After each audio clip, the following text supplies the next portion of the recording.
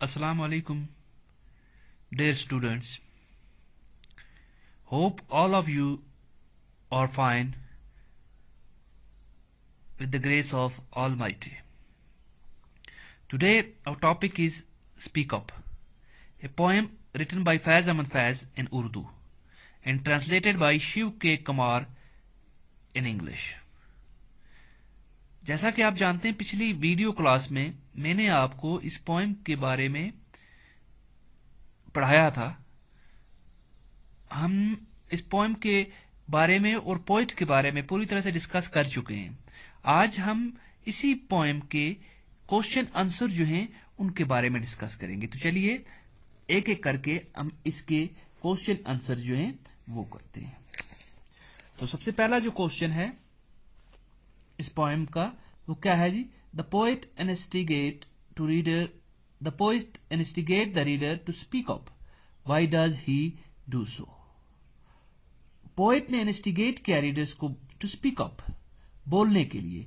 Why does he do so? तो इसका answer है the poet wants his countryman to speak up the things which are suppressed in their hearts. यानी जो चीजें suppressed हैं उनके दिल में, उनको बाहर निकालने के लिए पोएट अपने कंट्रीमैन से कह रहा है कि बोलिए, उनको बाहर निकालिए। He wants them to be bold and कोरेजियस। वो चाहता है कि उसके मुल्क के जो लोग हैं वो बोल्ड हों, वो हिम्मत वाले हों। And express their angers against the tenth high class people. और जो जालिम हाई क्लास के लोग हैं उनके खिलाफ अपने गुस्से का इजहार करें। द क्रूल ब्रिटिशर जो हैं उनके खिलाफ। He want his people to free themselves from the chains of slavery and operation. वो चाहता है कि उसके लोग जो हैं वो आजाद हों गुलामी के चेनों से और इस ऑपरेशन से।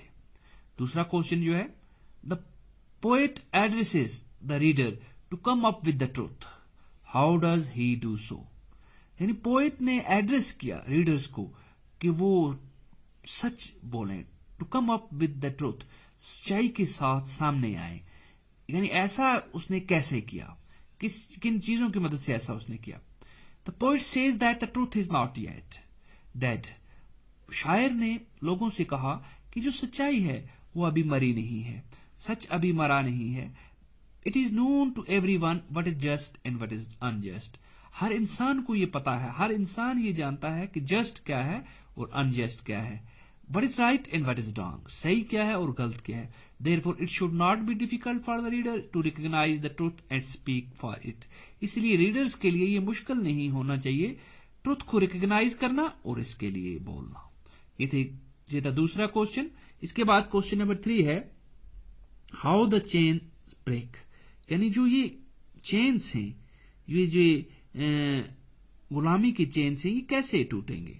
The chain will break if we have the courage and जीज to break them. Chain तभी ब्रेक हो सकते हैं, चेन तभी ब्रेक होंगे अगर हमारे पास हिम्मत होगी और जोश होगा इनको ब्रेक करने का। They will break if we refuse to live in them. ये तभी ब्रेक होंगे अगर हम इनमें रहने से इनकार करेंगे। And they will break if we have a sense of patriotism. अगर हम में हुब्बुल वतनी का जज्बा है ये तभी टूटेंगे। And if we cooperate with others who have been kept chained. अगर हम कोऑपरेट करेंगे उन लोगों के साथ जो इन चेन में बंधे हुए हैं, जो गुलामी की जिंदगी जी रहे हैं, तभी ये chain टूटेंगे। Our sincere and dedicated efforts can break the chain of slavery. हमारे सिंसियर और dedicated efforts he in chains को ब्रेक कर सकते हैं। Question number 4, how does poet अर्ज the reader are his countryman to speak up now? यानी poet ने कैसे अर्ज किया रीडर्स को या अपने कंट्रीमैन को बोलने के लिए? Speak up now for times running out. Poet ने पोएम में लोगों से कहा था, अपने लोगों से, कि speak up now for time is running out. The poet अर्ज his countryman to utilise the opportunity properly. शायर जो था उसने लोगों से कहा, अपने लोगों से, कि अब वो बोलें, उनके पास एक अच्छा मौका है बोलने का, क्योंकि ये जो फ्रीडम फाइट है ये अपने पीक पर है। अब लोगों को चाहिए कि वो इस मौके का फायदा उठाकर अंग्रेजों के खिलाफ बोलें। द पोएट अर्ज his suppressed people to revolt. Poet ने अर्ज किया अपने सप्रेस्ड लोगों से कि वो रिवोल्ट करें, वो बगावत करें against the ब्रूटैलिटीज of the powerful, for this is the high time to get rid of the suppression. جو ریجلٹیز ہیں ان پاورفل لوگوں کی، جو ظلم ہیں پاورفل لوگوں کے، ان کے خلاف، کیونکہ یہ ایک اچھا موقع ہے ان کے خلاف بولنے کا، کیونکہ ونڈ جو ہے چینج کی has already begun to blow, change کی جو ونڈ ہے وہ پہلے سے چل چکی ہے. The struggle for freedom is at its peak, so he call upon his native to land their voice for freedom. اس لیے اس نے اپنے نیٹیو سے کیا کہا کہ اپنی آواز اٹھائیں آزادی کے لیے.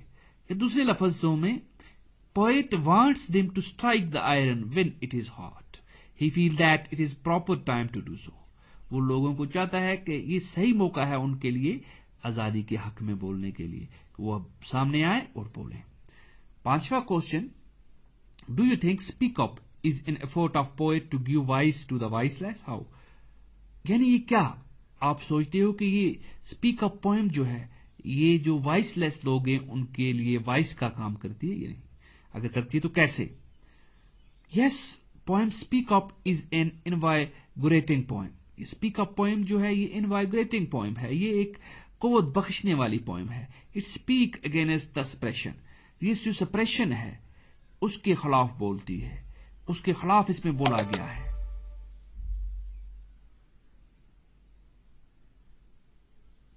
The poet finds that common man is too oppressed to speak up. Poet نے یہ فائنڈ کیا کہ جو کامن مین ہے وہ ٹو اپریسڈ ہے، وہ بہت ہی اپریس ہے، دبایا ہوا ہے اور وہ بول نہیں پا رہا. He is dumb with the fear, وہ فیئر سے پورا کیا ہے، ایک گنگا ہو چکا ہے.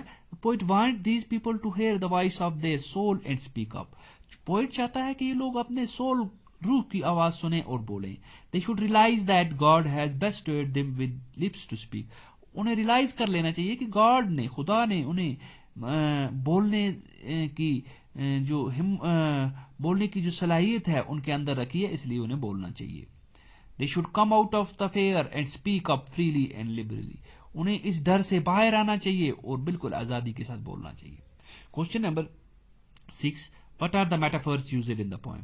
Metaphor is a figure of speech. Metaphor speech, شاعری میں ایک فگر استعمال ہوتی ہے جس میں کمپیریزن کیا جاتا ہے دو ان لائک چیزوں میں indirectly, categorizing them as identical.